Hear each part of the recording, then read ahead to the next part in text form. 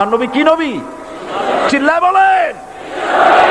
তাই তিনি বলেছেন, ও বিশ্বের মানবতা, বিশ্বের মানব গোষ্ঠী, যদি মুক্তি পেতে চাও, নাজাত পেতে চাও, উচ্চারণ করো, বিশ্বাস করো, আমল করো, বলো লা ইলাহা ইল্লাল্লাহ। জোরে পড়েন, লা ইলাহা ইল্লাল্লাহ, লা ইলাহা ইল্লাল্লাহু মুহাম্মাদুর রাসূলুল্লাহ। আবু জাহেল বুঝছিল কলেমার অর্থ? কথা বলেন না কেন? আবু জাহেল বুঝছিল? উতবা, সাইবা, মুগিরার গোষ্ঠীরা বুঝছিল? বুঝেছে। তারপরে তারা চিন্তা করলো যে সর্বনাশ তো করছে, লা ইলাহা, কোন ইলাহ নাই, আইনদাতা নাই, বিধানদাতা নাই, তাহলে আমরা কি ঘরে বসে বসে কি করব? উনি নতুন একজন ইলাহ নিয়ে আসছে, আল্লাহ ছাড়া কোন ইলাহ নাই, তাহলে আমাদের কাজটা কি? প্রথমে তারা চেষ্টা করলো যে একটু দেখি নরম নরম ভাবে হয় নাকি। চলে গেল আবু তালেবের কাছে, আসে না হাদিসে, বললো, আবু তালেব, তুমি তো কুরাইশদের নেতা, তোমার ভাইয়ের ছেলে কয়টাই কি? কি আশ্চর্যজনক কথা! লা ইলাহা ইল্লাল্লাহ, আল্লাহ ছাড়া কোন ইলাহ নাই, তা আমরা করব কি? তোমার ভাতিজাকে বুঝাও লা ইলাহা ইল্লাল্লাহর দাওয়াত বন্ধ করে দিক, এর বিনিময়ে টাকা লাগে টাকা দেব, সোনা লাগে সোনা দেব, যত সুন্দরী মেয়ে চায় তাও দেব, নেতৃত্ব চায় তাও দেব, তবু যেন কালেমার দাওয়াত না দেয়। আসিনে কা হাদিসে আছে কিনা?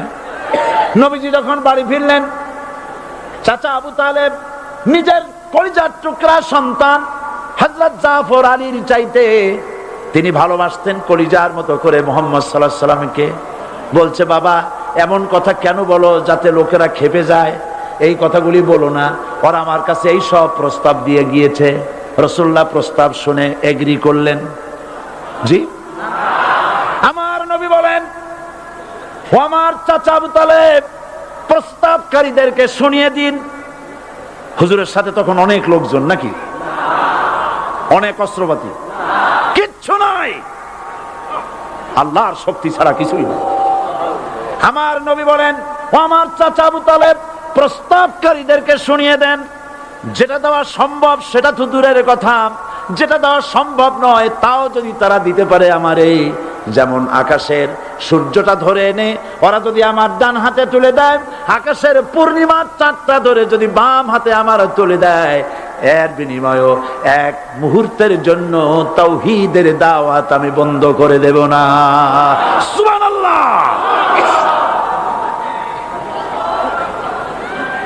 রাসূল করিম সাল্লাল্লাহু আলাইহি ওয়াসাল্লাম তাদের এই প্রস্তাবকে যখন গ্রহণ করলো না, কাফেরেরা বুঝলো, আমি আগেই বলেছি 3 শ্রেণীর লোক বাধা দিয়েছে। কয় শ্রেণী? প্রথম শ্রেণী কি? রাষ্ট্র শক্তি, তাদের হাতে অস্ত্রপাতি তো খুব শক্তি, আর যারা একবার ক্ষমতায় যায় ওরা মনে করে এই ক্ষমতা থেকে আমাদেরকে কেউ নামাইতে পারবে না।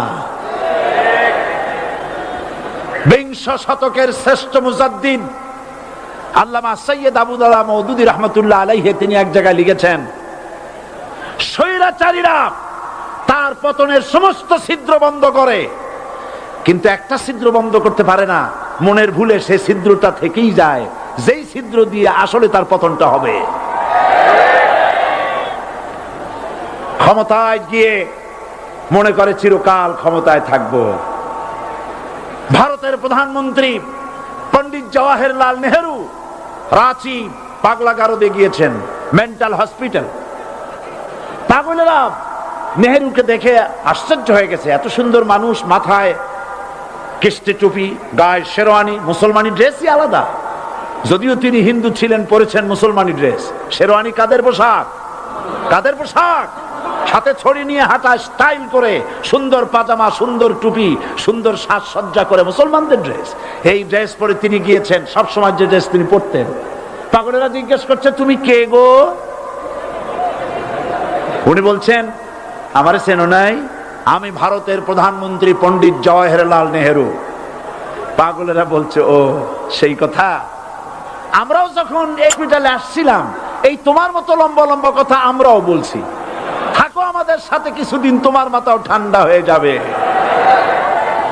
ক্ষমতায় যারা থাকে, ক্ষমতার মোহে চতুর্দিকে অন্ধকার দেখে, মনে করে আমার পতন আর হবে না। কিন্তু তোমাকে বুঝিবে যে গোকুলে বাড়ি শেষে। গাড়ির চাকা সব সময় উপরে থাকে না। গাড়ির চাকা সব সময় উপরে থাকলে গাড়ি তো চলবেই না। গাড়ির চাকা ঘোরে বলেই তো গাড়ি চলে। সুতরাং এই উপরে তোমার চাকা উপরে এখন আছে বলে, তোমার দলের চাকা উপরে আছে বলে যারা মানুষের উপরে জুলুম করছো, আলেমদেরকে ধরতেছো, মুসল্লিদেরকে ধরে ধরে জেলে ঢুকাচ্ছ, সময় আসবে এমন ইন্দুরের গর্ত অপমানা পালাবার জন্য।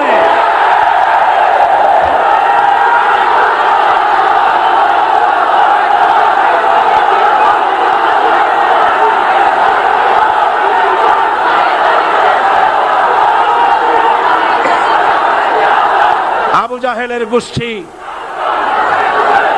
জাহেলের গোষ্ঠী মনে করেছে সোজা আঙ্গুলে ঘি যখন উঠলো না, আঙ্গুল বাঁকা করতে হবে। শুরু হয়ে গেল অত্যাচার, শুরু হয়েছে না? হযরতে সুমাইয়া রাদিয়াল্লাহু তাআলা আনহা কি নির্মম ভাবে, নিষ্ঠুর ভাবে তাকে শহীদ করা হলো। খাব্বাব, হুবাইব, হযরতে খাব্বাব রাদিয়াল্লাহু তাআলা আনহুকে দেখে হযরত ওমর একদিন বলছিলেন, খাব্বাব তোমার পিঠে এত গর্ত কেন? এত গর্তওয়ালা পিঠ আর এত চিকুন কোমর আমি তো জীবনেও দেখিনি। হযরতে খাব্বাব বলেছেন, ওমর জানো না, ইসলাম কবুল করার অপরাধে, কালেমা পড়ার অপরাধে কাফির বেঈমানেরা আমাকে মারধর করেছে। যখন আমি তাদের মারে কালেমা ছাড়ি নাই, তখন আগুন জ্বালায়া আগুনের আংটার উপরে, আংটা আগুনের উপরে আমাকে চিৎ করে শোয়ায়া, আমি যেন নড়াচড়া করতে না পারি সেজন্য আমার বুকের উপরে পাথর চাপা দিয়া রেখেছে। আগুনে গোশত পুড়ে পুড়ে আগুন ভিতরে ঢুকেছে, গায়ের রক্ত আর চর্বি গলে গলে পড়ে আগুনগুলো নিবেছে। ওই পিঠে যে গর্ত হয়েছে আজও পর্যন্ত সেই গর্ত মিটে যায় নাই। হযরতে খাব্বাব রাদিয়াল্লাহু তাআলা আনহু বলছেন, বুখারী শরীফে হাদিসে ভাবে এসেছে, ওয়ান খাব্বাব বিন আরিত রাদিয়াল্লাহু তাআলা আনহু আন্নাহু ক্বাল শাকাউনা ইলা রাসূলিল্লাহি সাল্লাল্লাহু আলাইহি ওয়াসাল্লাম ওয়া হুয়া মুতাওয়াসসাদুন বুরদাতুন লাহু ফি জিল্লিল কাবা। আমি গেলাম রাসূলুল্লাহর কাছে, যে দেখি হুজুর বাইতুল্লাহ শরীফের ছায়ায় আরাম ফরমাচ্ছেন। আমি কাছে গিয়া বললাম, আলা তাস্তানসিরু লানা আলা তাদউ লানা ইয়া রাসূলুল্লাহ, হে রাসূল আপনি কি আমাদের জন্য দোয়া করবেন না? আপনি কি আমাদের জন্য আল্লাহর কাছে সাহায্য প্রার্থনা করবেন না? মার খেয়ে খেয়ে তো শেষ হয়ে গেলাম। শুনতেছেন আপনারা? আল্লাহর নবী উঠে বসলেন, বললেন, খাব্বাব শোনো, তোমাদের আগে যারা এই পৃথিবীতে এসেছিলেন দ্বীনের দাওয়াত দেওয়ার জন্য, সমকালীন রাষ্ট্র শক্তি তাদেরকে ধরতো, ফায়ুখাজুর রাজুলু ফায়ুহফারু লাহু ফিল আরদ, তার জন্য তারে ধরে নিয়া মাটির মধ্যে গর্ত করত, ফায়ুজআলু ফিহা, এরপরে সেই গর্তের ভিতরে তাকে কোমর পর্যন্ত গেড়ে দিত। সুম্মা ইউতা বিল মানশার, এরপরে করাত আনা হতো, ফায়ুদাউ আলা রাসিহি, এরপরে করাতটা মাথার উপরে রাখা হতো, ফায়ুজআলু নিসফাইন, এরপরে করাত দিয়া চিরে চিরে জীবিত মানুষটাকে দ্বিখণ্ডিত করে ফেলে দিত।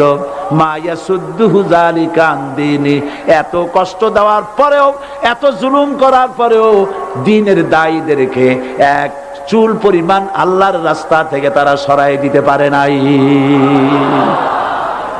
ওয়াল্লাহি, ও খাব্বাব, আমি আমার আল্লাহর নামে কসম করি। ও মুসলমান, কে কসম করতেছে? আল্লাহ রাসূল।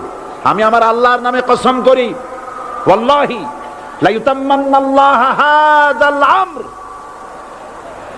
হাত্তা ইয়াসির রাকিবু মিন সানা ইলা হাযরামাউত। সেদিন বেশি দূরে নয়, ইয়েমেনের রাজধানী সানা থেকে শুরু করে সৌদি আরবের হাযরামাউত পর্যন্ত হাজার হাজার মাইল, এই দীর্ঘ পথে যুবতী নারী তার সৌন্দর্যের পশ্চা নিয়া আর ধনাঢ্য ব্যক্তিরা, সওদাগরেরা তাদের টাকা পয়সা নিয়ে একাকে নিয়ে অথবা দলবদ্ধ ভাবে মানুষেরা যাতায়াত করবে। লা ইয়াখাফু ইল্লাল্লাহ, মানুষের মনের মধ্যে কোনো ভয় থাকবে না। এমন একটা সময় আসবে, ওয়ালাকিন্নাকুম তাস্তাজিলুন, অথচ তোমরা বড্ড তাড়াহুড়ো করছো। তাড়াহুড়ো করো না, অপেক্ষা করো, ধৈর্য ধরো, মার খাও, জেলে যাও, শহীদ হও, আল্লাহর রাজ কায়েম হবেই হবে।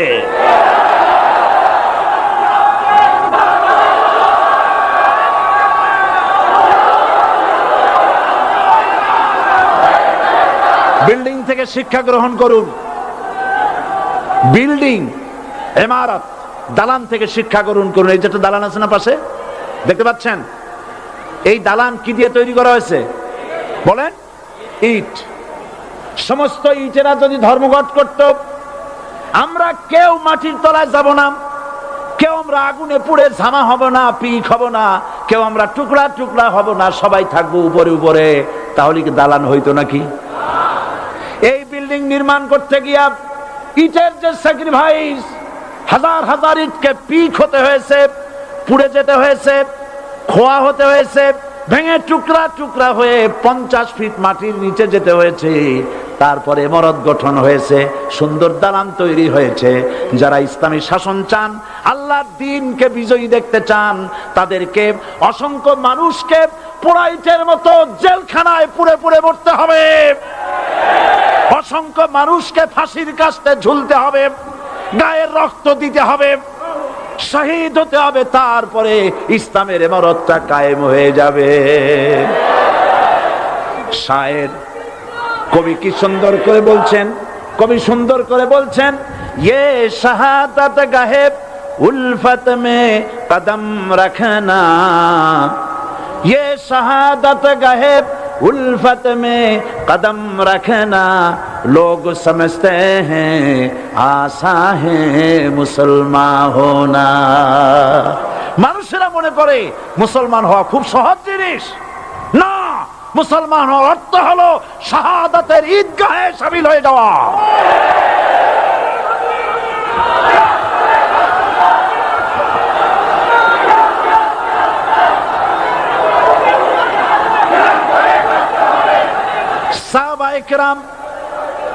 সাহাবায়ে কেরাম মার খেলেন, এবার স্বয়ং আল্লাহর নবীর গায়ে হাত তুলল।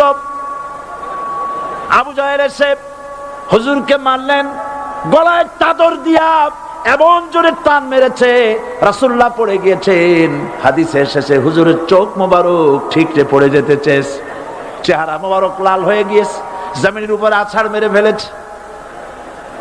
রাসূলের এই অবস্থা দেখে হযরতে হামজা তখনও কাফের ছিলেন, শিকার থেকে এসে তিনি এই দৃশ্য দেখলেন, দাসীর মুখে শুনলেন, ছুটে চলে গেলেন আবু জাহেলের বাড়িতে। যায় বলে, আবু জাহেল রে, তুই মুহাম্মদ সাল্লাল্লাহু আলাইহি ওয়াসাল্লাম মেরেছিস, বল কেন মারলি? এমন ভালো মানুষ তো জীবনে চোখে দেখি নাই, যিনি কোনো মিথ্যা কথা বলেন না, ভালো ভালো কথা বলেন, এক আল্লাহর গোলামি করার জন্য বলেন। এই সব ভালো কথা বলার জন্যই তুই তারে মারলি নাকি? আরে আবু জাহেল, তুই কি মনে করছিস মুহাম্মদ সাল্লাল্লাহু আলাইহি ওয়াসাল্লাম তার পিতা আব্দুল্লাহ মারা গেছে বলে মুহাম্মদ সাল্লাল্লাহু আলাইহি ওয়াসাল্লাম এতিম হয়ে গেছে মনে করেছিস নাকি? জেনে রাখ, মুহাম্মদ সাল্লাল্লাহু আলাইহি ওয়াসাল্লামের পিতা আব্দুল্লাহ মারা গেছে, কিন্তু চাচা হামজা তো মরে যায় নাই। হাতের ধনুক দিয়া এমন জোরে আঘাত মারলেন, আবু জাহেলের মাথা ফেটে রক্ত ফিনকি দিয়ে বেরিয়ে এলো। হযরতে হামজা ঘরে ফিরে এসে রাসূল কারীম সাল্লাল্লাহু আলাইহি ওয়াসাল্লামের মস্তক মোবারক কোলে উঠায় নিলেন আর বললেন, বাবা, তোমাকে মেরেছে বলে আমি আবু জাহেলের মাথাটা ফাটাই দিয়ে আসছি, তুমি খুশি হও। হুজুর বলছেন, চাচা, কার মাথা ফাটাইছো এইটা বলে আমারে খুশি করতে পারবা না। হযরতে হামজা বলেন, তুমি কি হলে খুশি হবে? হুজুর বলেন, হামজা চাচা গো, আমি খুশি হব যদি একটিবার চাচা তোমার মুখে শুনতে পাই ঈমানের কালেমা। হযরতে হামজা বলেন, মুহাম্মদ সাল্লাল্লাহু আলাইহি ওয়াসাল্লাম, আমি বুঝতে পেরেছি তুমি কোনো সাধারণ মানুষ নয়, সাধারণ মানুষ হলে পরে তুমি প্রতিশোধে বিশ্বাসী হতে, খুশি হতে। প্রতিশোধে বিশ্বাসী হও নাই, তুমি অবশ্যই আল্লাহর নবী, কোনো সন্দেহ আমার নাই। তুমি সাক্ষী থাকো, আমি পড়ে নিলাম লা ইলাহা ইল্লাল্লাহু মুহাম্মাদুর রাসূলুল্লাহ। জোরে পড়ে লা ইলাহা ইল্লাল্লাহু মুহাম্মাদুর রাসূলুল্লাহ। ঘাবড়াবার কারণ নাই। এর অর্থ এই নাই যে আপনারা কালেমার দাওয়াত দিবেন আর রাষ্ট্রশক্তি আপনারে পিটাইতেই থাকবে, আপনার কোনদিন আপনার সুদিন ফিরে আসবে না। বিষয়টা কি এমন না। আমার আল্লাহর ওয়াদা শুনুন, ওয়ালা তাহিনু ওয়ালা তাহজানু ওয়া আনতুমুল আলাউনা ইন কুনতুম মুমিনিন। মুমিন যদি হও আমি তোমাদেরকে বিজয় দান করব। সুবহানাল্লাহ বলেন। আজ যদি আমাদের উপরে বিপদ এসে থাকে তাহলে তার একমাত্র কারণ পূর্ণাঙ্গ ঈমানের অভাব আমাদের মধ্যে রয়েছে, ঠিক কিনা? আজ পৃথিবীতে সব থেকে মার খায় কারা? চিল্লায় বলো। আলজেরিয়ায় কারা? বসনিয়ায় কারা? চেচনিয়ায় কারা? প্যালেস্টাইনে কারা? আহা, প্যালেস্টাইনের মুসলমানদেরকে মারি মেরে শেষ করে দিল। দেখছেন ছবিতে না? দেখেন না? প্যালেস্টাইনের মুসলমানদের যে কে যখন মারা হচ্ছে, বাংলাদেশের প্রধানমন্ত্রী তখন আমেরিকায় ক্লিনটনের সঙ্গে কথা বলতেছেন। তিনি ক্লিনটনের কাছে তার পিতৃ হত্যার জন্য দায়ী সাজাপ্রাপ্ত 3 জন ব্যক্তিকে ফেরত চাচ্ছিলেন। আমার দৃষ্টিতে এটা কোনো অপরাধ নয়। সন্তান তার পিতার প্রতি আকর্ষণ থাকবেই। আমার আপত্তি সেখানে আপনি প্রধানমন্ত্রী শুধু শেখ পরিবারের প্রধানমন্ত্রী নন, শুধু আওয়ামী লীগের প্রধানমন্ত্রী হওয়া উচিত নয় আপনার। আপনি পৃথিবীর দ্বিতীয় বৃহত্তম বাংলাদেশের 12 কোটি মুসলমানের প্রধানমন্ত্রী। পিতৃ হত্যার আসামি ফেরত চাইলেন, কিন্তু বিল ক্লিনটনের আশ্রয় প্রশ্রয় লালিত পৃথিবীর অসভ্য জাতি সন্ত্রাসী ইহুদিরা প্যালেস্টাইনের মুসলমানদেরকে পাখির মতো গুলি করে হত্যা করছে। আপনি কেন এর জবাব চাইলেন না?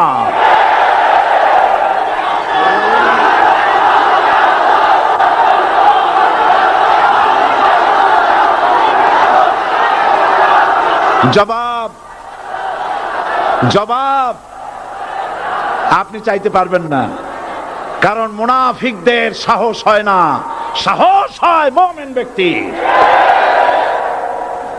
বিল ক্লিনটনকে বলা দরকার ছিল, এই ইসরায়েলকে তোমরাই বসিয়েছো, মধ্যপ্রাচ্যের বিষ ফোড়ায় পরিণত করেছো তোমরা। তবে হ্যাঁ, যুরিবাত আলাইহিমুয যিল্লাতু ওয়াল মাসকানা ওয়া বাউ বিগাদাবিন মিনাল্লাহ। আল্লাহর গজব আসবে, ইহুদিরা পৃথিবী থেকে নিশ্চিহ্ন হবেই হবে ইনশাআল্লাহ। দেখেছেন তাকায়া প্যালেস্টাইনে ইসরায়েলিরা হেলিকপ্টার, গানশিপ, কামান, বোমা নিক্ষেপ করছে, আর প্যালেস্টাইনের শিশু কিশোর যুবকেরা ইহুদিদের নিক্ষিপ্ত বোমা আর কামানের মোকাবেলা করতেছে পাথর দিয়ে। আমি আমার অন্তরের অন্তঃস্থল থেকে ধন্যবাদ জানাই, মোবারকবাদ জানাই খালিদ বিন ওলীদের উত্তরসূরি, খাব্বাব খোবাইবের উত্তরসূরি প্যালেস্টাইনের ওই সব যুবকদেরকে যারা কাফের বেঈমান ইহুদিদের মোকাবেলা করতেছে ইট আর পাথর দিয়ে। আর আমি আমার অন্তরের অন্তঃস্থলের সমস্ত ঘৃণা দিয়ে আমি ধিক্কার জানাই পৃথিবীর মুসলিম শাসকদেরকে, যারা মুসলমানদের মার দেখে চুপ করে যারা বসে আছে।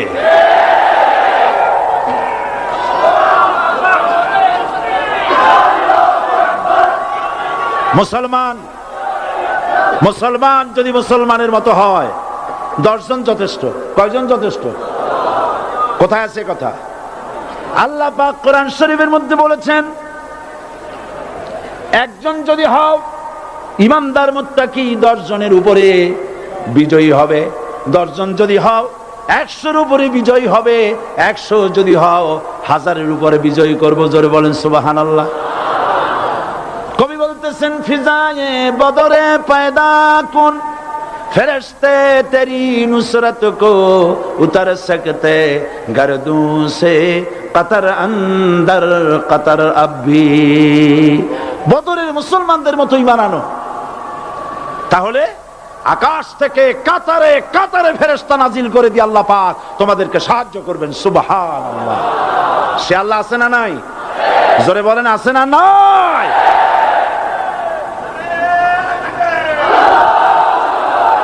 সেই আল্লাহ রাব্বুল আলামিন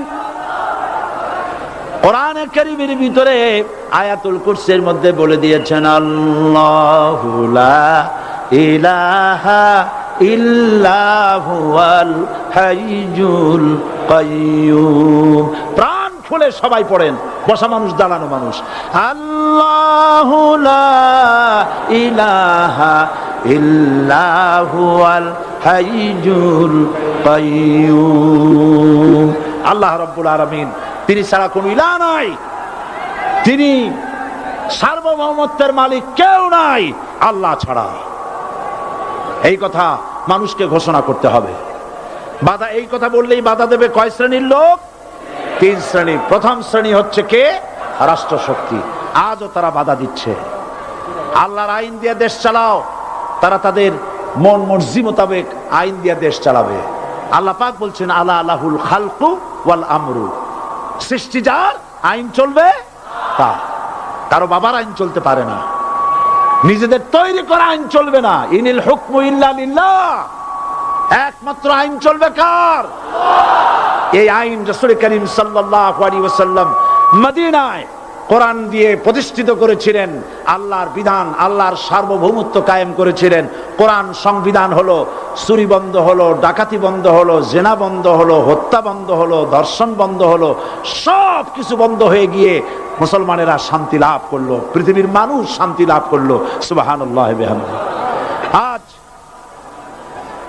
মুসলমানেরা শত্রু চেনে না, বন্ধু চেনে না।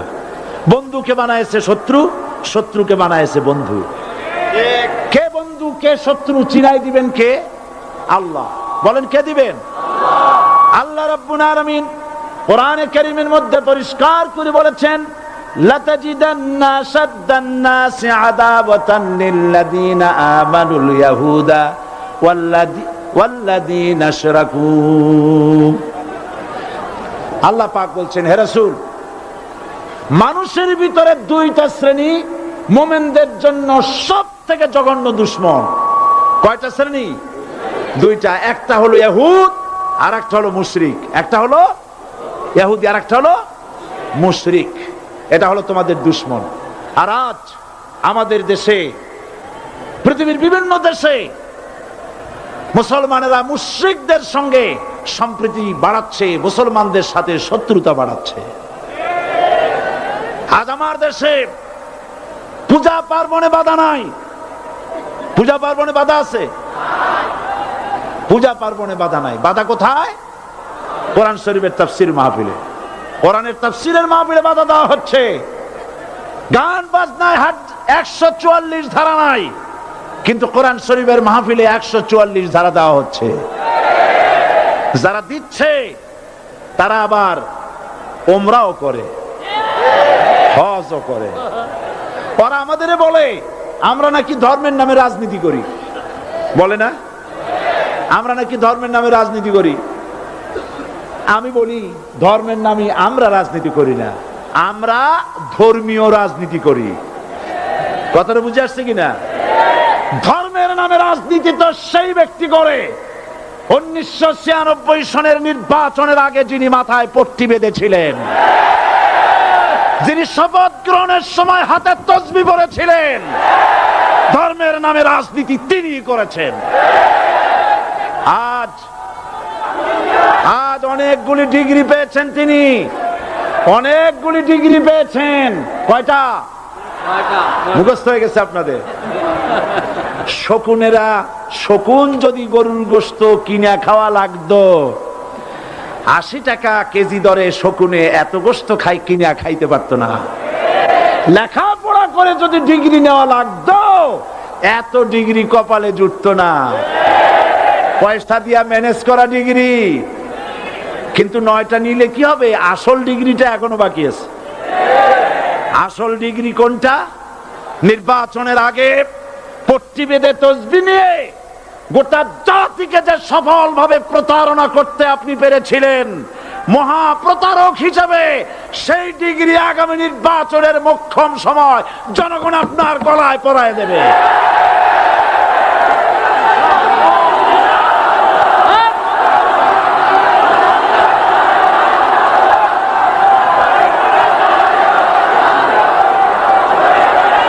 সুতরাং ধর্মের নামে রাজনীতি নয়, আমরা ধর্মীয় রাজনীতি করি, আমরা এই কোরআনের রাজনীতি করি। এই কোরআন নিয়ে বাঁচতে চাই, এই কোরআন নিয়ে মরতে চাই। এই কোরআন থেকে আমাদেরকে বিচ্ছিন্ন করতে চায় কাফের বেঈমান মুশরিকেরা। ও আমার জাতি, কোরআন থেকে যারা বিচ্ছিন্ন করতে চায়, তোমরা কি তাদের বিরুদ্ধে জিহাদের জন্য প্রস্তুত থাকবে?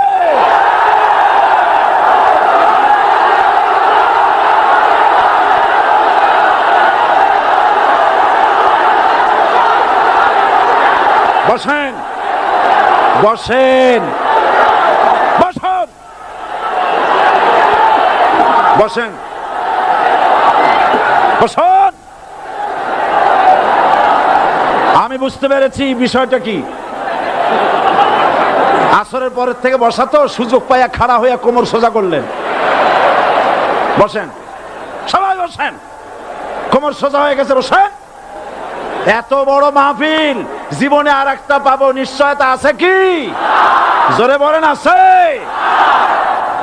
আজ আমাকে কথা বলতেই হবে ইনশাআল্লাহ, কারণ আগামীতে আবার আপনাদের সাথে দেখা হবে কিনা আমি জানি না। কথা বলতেই হবে।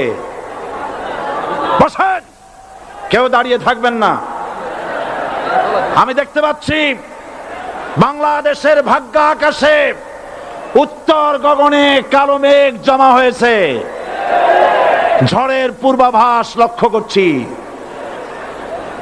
যদি মোকাবেলা করতে না পারেন সক্ষম ভাবে, এমন অন্ধকার গাঢ় কালো অমাবস্যার রাত আসতে পারে যার সুবে সাদে খাওয়া অসম্ভব। সুতরাং আপনারা কি কাপুরুষের মতো কাফের মুশরিকদের গোলামি করে মরতে চান? বিড়ালের মতো 500 বছর বেঁচে থাকার কোনো লাভ নাই। সিংহের মতো 1 ঘন্টা বাঁচতে চাই। আমাদেরকে বলা হয় সাম্প্রদায়িক উস্কানিমূলক কথা নাকি আমি বলি। পত্রপত্রিকা দিছে না তারা? সাম্প্রদায়িক উস্কানি কথা, সাম্প্রদায়িক উস্কানিমূলক কথা বলি। সেই জন্যই বোধহয় শত শত মুসলিম আমাদের কাছে এসে মুসলমান হয়। মানুষে আর বোকা বানানো যাবে না। যাবে কি? আর বোকা বানানো যাবে? তারপর বলছে কি? এরপরে বলছে, আমাকে বলছে রাজাকার। শুনে রাখো চট্টগ্রামের লক্ষ লক্ষ জনতা, পার্লামেন্টে যখন আমাকে এই কথা বলা হয়েছিল, আমার পার্লামেন্টের কলিগ জাফরুল্লাহ চৌধুরী সাহেব বসে আছেন এখানে। হ্যাঁ, জাফরুল ইসলাম চৌধুরী বসে আছেন পাশে। প্রধানমন্ত্রী সুদ্ধা, অন্তত 3 শতাধিক পার্লামেন্টের সম্মানিত সদস্যরা সেদিন বসা। 1997 সনের বাজেট বক্তৃতা যখন আমি করতেছিলাম, ডক্টর কুদরতে খোদা, নাম রাখছে কুদরতে খোদা, আসলে গজবে খোদা। এই লোকটি নাস্তিক, ইসলামের চূড়ান্ত দুশমন। তার প্রণীত শিক্ষা ব্যবস্থার যখন সমালোচনা করছিলাম, ট্রেজারি বেঞ্চ থেকে আমাকে বলা হলো রাজাকার। আমি আমার সমস্ত শক্তি একত্রিত করে বলেছিলাম, শুধুমাত্র হিন্দুস্তানের রাজাকারেরাই আমাকে রাজাকার বলতে পারে। আমি বলেছিলাম 1973 সন পর্যন্ত আমি বাংলাদেশের কোন রাজনৈতিক দলের নেতা এবং কর্মী ছিলাম না। আমি রাজাকার নই, আমাকে রাজাকার বলে যদি তাকেও প্রমাণ করতে না পারে 10 কোটি টাকার মানহানি মামলা দায়ের করব। আমার এই বক্তব্য সারা দুনিয়া শুনেছে, পার্লামেন্টে আমার এই বক্তব্য রেকর্ড হয়ে আছে। সেদিন 3 শতাধিক পার্লামেন্ট মেম্বারের কেউ আমার চ্যালেঞ্জ গ্রহণ করেন নাই। যে কোনো ব্যক্তি পার্লামেন্টে গিয়ে আমার বক্তৃতা দেখে আসতে পারেন। এরপরে 1997 সনের 7ই অক্টোবর দৈনিক জনকণ্ঠ পত্রিকা যখন আমার বিরুদ্ধে লিখলো, সেই পত্রিকায় সাঈদীর ওপেন চ্যালেঞ্জ 8ম পাতা 1997 7ই অক্টোবর, এত বড় 2 কলমে হেডিং। সেখানে আমি বলেছি, বাংলাদেশের সকল সাংবাদিক, গোয়েন্দা বিভাগ, বাংলাদেশের সকল বুদ্ধিজীবীকে আমি আমার পিরোজপুরে আমন্ত্রণ করছি। আমার উপস্থিতিতে যদি কেউ প্রমাণ করতে পারে বাংলাদেশের স্বাধীনতা যুদ্ধের বিরুদ্ধে আমার কোনো ভূমিকা ছিল, সজ্ঞানে স্বেচ্ছায় জাতীয় সংসদের সদস্য পদ থেকে পদত্যাগ করব। 3 বছর পার হয়ে গেছে, আজ পর্যন্ত কেউ এই চ্যালেঞ্জের মোকাবেলা করে নাই। সুতরাং আমাকে যারা রাজাকার বলবে তারা পিতৃ পরিচয়হীন অবৈধ সন্তান। 1971 সনের, শোনো মুসলমানেরা, 1971 সনের কোন কাদা সাঈদীর গায়ে লাগে নাই। আমাকে রাজাকার বলে জনগণ থেকে বিচ্ছিন্ন করবা, জনগণ থেকে আমারে বিচ্ছিন্ন করা যাবে না। কারণ এই জনগণ আমার জন্য আসে না, এই জনগণ আসে আল্লাহর কোরআনের জন্য।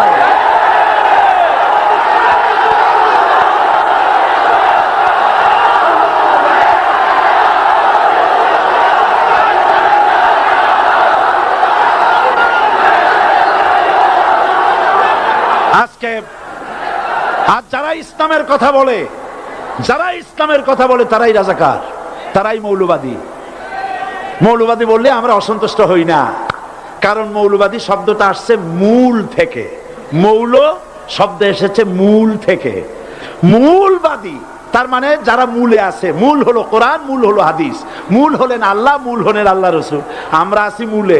এখন বলেন তো মূলের শক্তি বেশি না আগার শক্তি বেশি? আমাদের যারা মৌলবাদী বলে ওরা হলো আগাবাদী। মূলে আছে কত কোটি?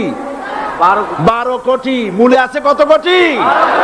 আর আমাদের যারা মৌলবাদী বলে ওই থাকো গাছের আগায়, আমরা মূলে। লাভালাভি বেশি করবা না, 12 কোটিতে গাছের গোড়া আসতে নানা দেবে, মামু বাড়ি দিল্লি গিয়ে পড়বা, বাংলার জমিনে জায়গা হবে না। এ কথা বিশ্বাস করো। বাংলাদেশের মুসলমানদের শরীরে 1 বিন্দু রক্ত থাকতে শয়তানের তৈরি করা ধর্ম নিরপেক্ষ মতবাদ বাংলার জমিনে কায়েম হতে দেওয়া হবে না, হবে না।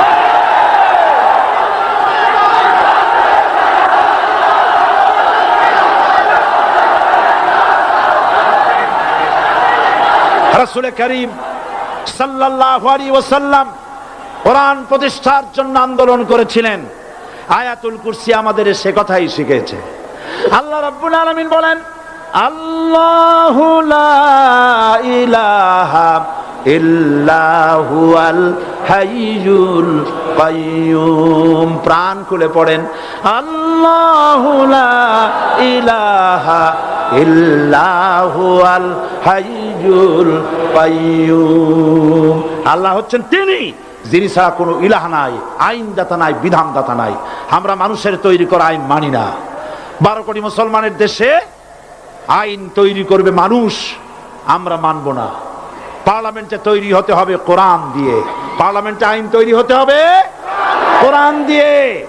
সুতরাং ভয় যতই পান আর যতই ষড়যন্ত্র করেন, 4 দল যখন একত্রিত হয়েছে, ঐক্যবদ্ধ থাকবে, সরকার ঐক্যবদ্ধভাবে গঠন হবে, নির্বাচন ঐক্যবদ্ধভাবে হবে এবং কোরআন হবে, আল কোরআনের পার্লামেন্ট হবে বাংলাদেশে।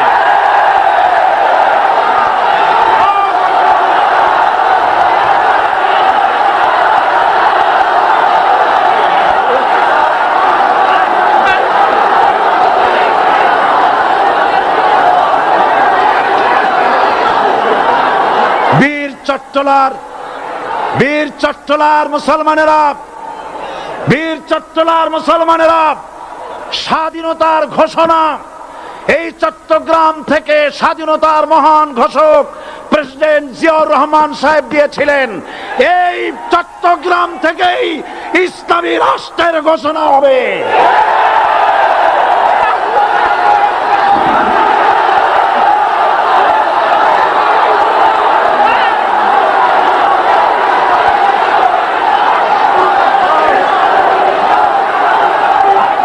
আমি আশাবাদী আপনারা অবশ্যই তা পারবেন। আমি 100% বিশ্বাস করি ইনশাআল্লাহ।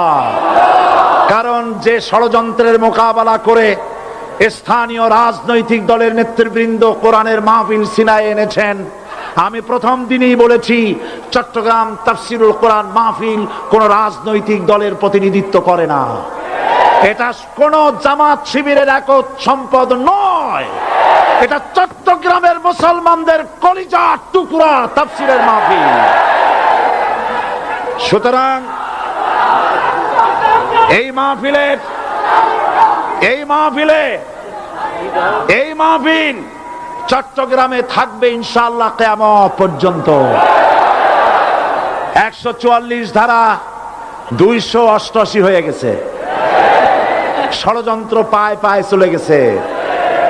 আমি ওই সব ছেলেদের বলি, সরকারি দলের ছাত্র হইয়া মুসলমানদের বিপক্ষে যাইও না।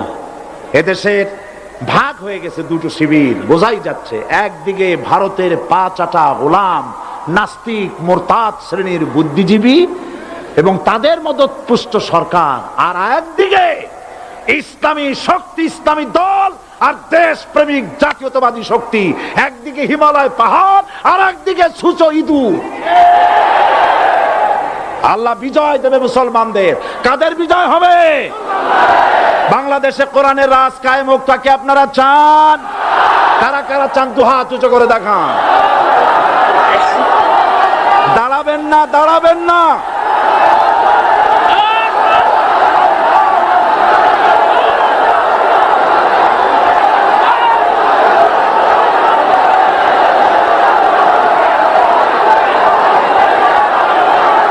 বসুন, বসুন, আবার বসেন, বসুন। জোরে সরে জিকির করেন লা ইলাহা ইল্লাল্লাহ, আরো জোরে লা ইলাহা ইল্লাল্লাহ, লা ইলাহা ইল্লাল্লাহ,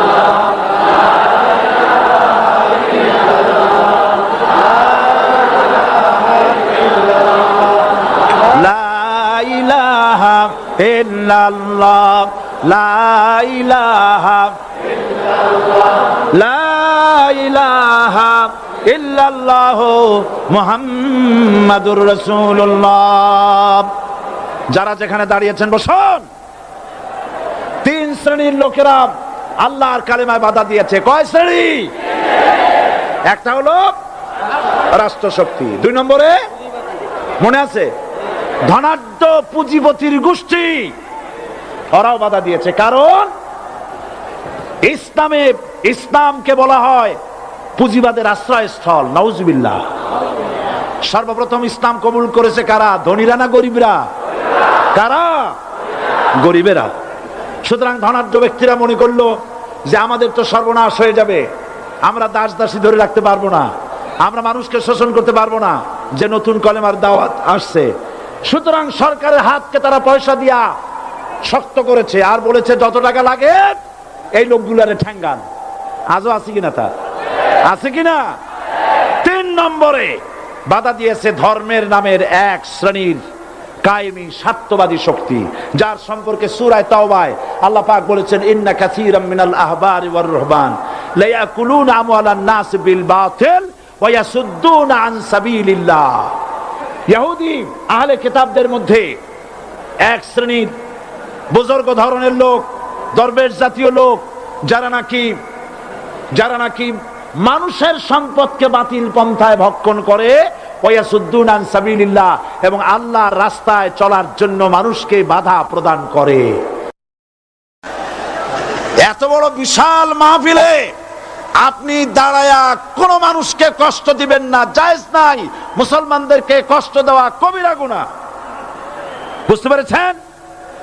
যে যেখানে দাঁড়িয়েছে আপনারা বসা মানুষেরা তাদেরকে বসায় দেন।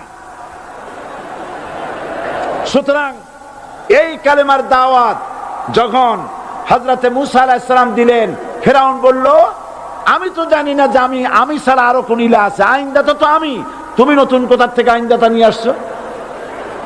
ফিরআউন বলছে, দেখো আমারে বাদ দিয়া যদি অন্য কাউকে ইলাহ বলে তুমি মানো আর সেই শিক্ষা যদি যে জাতিকে দাও, তাহলে আমি তোমাকে ধরে লাআজআলান্নাকা মিনাল মাসজুনিন, আমি তোমাকে কারারুদ্ধ করব, আমি তোমাকে জেলখানায় ঢুকিয়ে দেব। রাষ্ট্রশক্তি প্রথম বাধা দিল কারা? বলেন সবাই। সেই বাধা কি ওখানে শেষ হয়েছে না এখনো আছে? আছে কিনা জোরে বলেন। আমি তোমাকে জেলখানায় ঢুকাবো।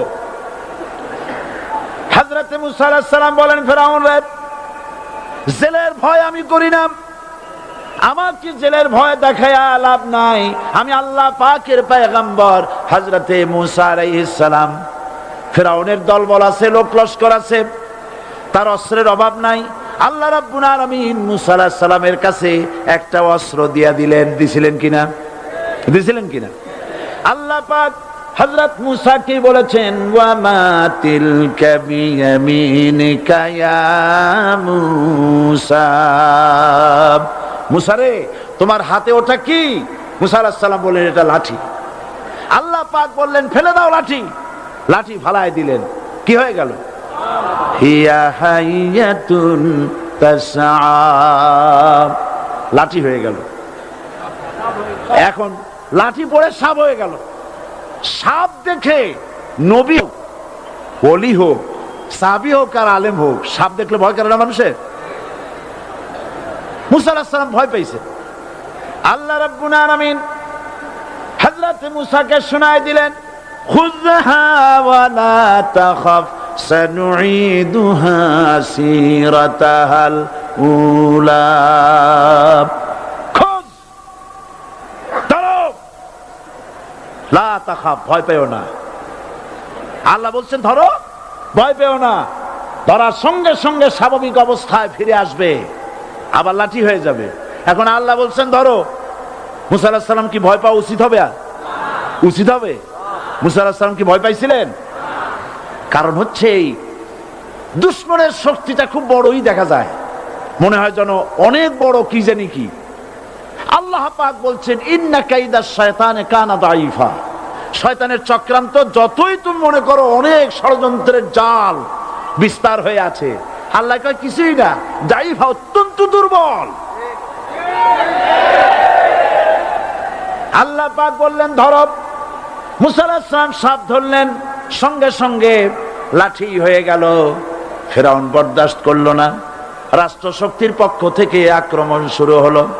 অপরাধ কি? মুসা আলাইহিস সালামের অপরাধ কি? কি অপরাধ? মাশাআল্লাহ, বুঝতে পেরেছেন। অপরাধ হচ্ছে তিনি বলেছেন লা ইলাহা, জোরে বলেন লা ইলাহা ইল্লাল্লাহ। এই কালেমাকে আজ আমরা ভিক্ষার বুলি বানাইছি। এটা হলো সার্বভৌমত্বের বুলি, এটা হচ্ছে আল্লাহ পাকের সার্বভৌমত্বের কথা। আজ আমরা মানুষের কাছে আমরা শুনি, মানুষেরা ভিক্ষা চায়, লা ইলাহা ইল্লাল্লাহ, এক মুঠ চাউল দেন, লা ইলাহা ইল্লাল্লাহ 10 খান পাই দেন। এই হচ্ছে কালেমার জিকির। আবার কেউ কেউ জিকির করতেছে লা ইলাহা আস্তে, ইল্লাল্লাহ জোরে, এমন জোরে কলব সাফ করে, কলব তাতে থাকলেও পারে গেলেও পারে।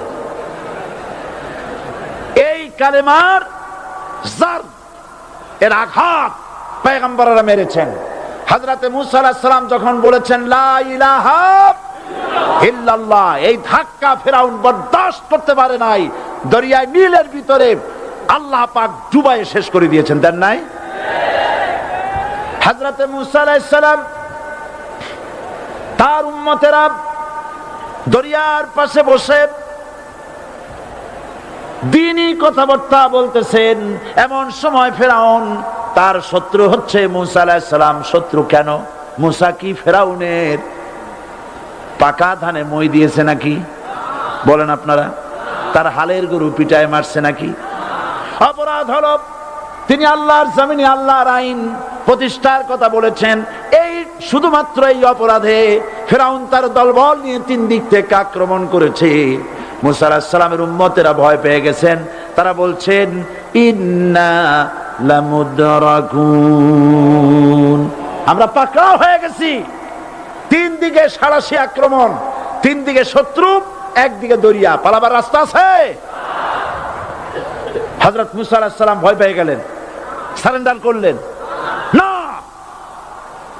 হযরত মুসা আলাইহিস সালাম বললেন কাল্লা, কখনো নয়, ভয় পাওয়ার কোনো কারণ নাই। রব্বি সায়াহদিন, অবশ্যই আমার রব আমার জন্য রাস্তা করে দিবেন। ভয় পাইও না, আমার রব রাস্তা করে দিবেন। আল্লাহ রাব্বুল আলামিন হযরত মুসা আলাইহিস সালামকে অর্ডার করলেন, হাতের লাঠি দিয়া দরিয়ার উপরে আঘাত করো। হযরত মুসা আলাইহিস সালাম দরিয়ার উপরে আঘাত করলেন।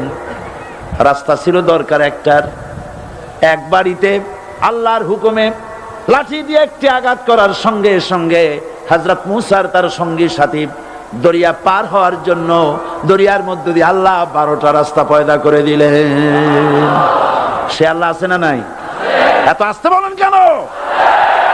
ভয় পাওয়ার কারণ আছে? রাষ্ট্র শক্তি বাধা দিয়েছে সমস্ত নবীদেরকে। কেন? নবীদের চরিত্র খারাপ? জোরে বলেন, নবীদের চরিত্র খারাপ? নবীদের চাইতে মাসুম বেগুনাহ উন্নত চরিত্রের মানুষ আল্লাহর আকাশের নিচে জমিনের উপরে আর হয় নাই।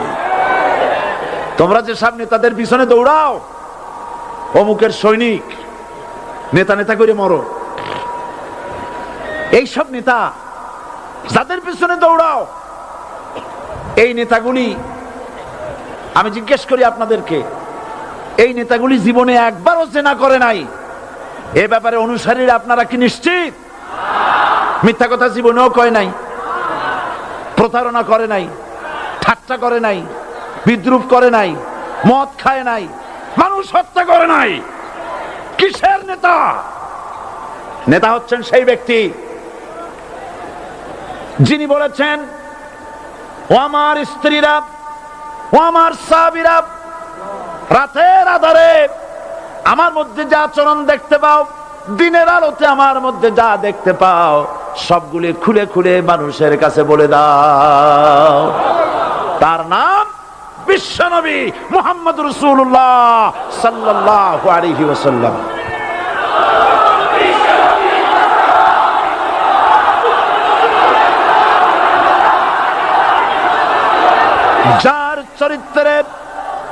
যার চরিত্রের সার্টিফিকেট আল্লাহ রাব্বুল আলামিন নিজে দিচ্ছেন, ওয়া ইন্নাকা লাআলা খুলুকিন আযীম। নবী হে, উন্নত চরিত্রের উপরে আপনি প্রতিষ্ঠিত। সুবহানাল্লাহ। কে সার্টিফিকেট দিচ্ছেন? আযীম, আযীম। আরবিতে চওড়াকে বলা হয় আরিদ, গভীরতাকে বলা হয় আমিক।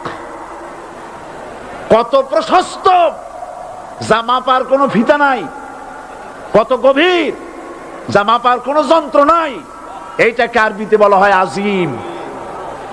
সুবহানাল্লাহ বলতে ইচ্ছে করে না?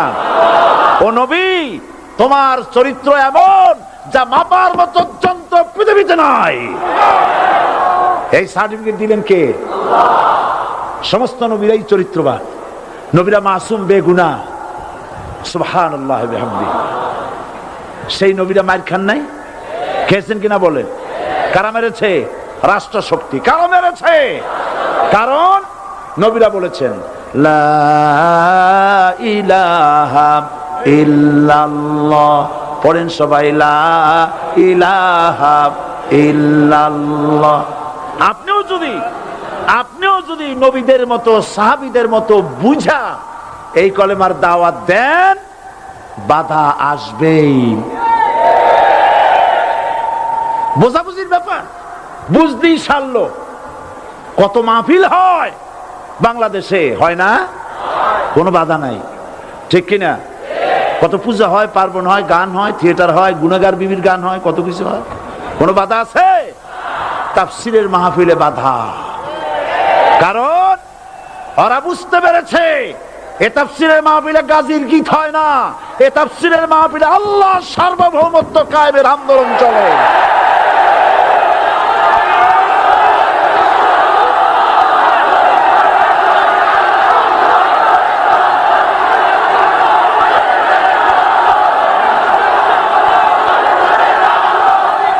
এবার দেখুন, এবার কলেমা বোঝেন।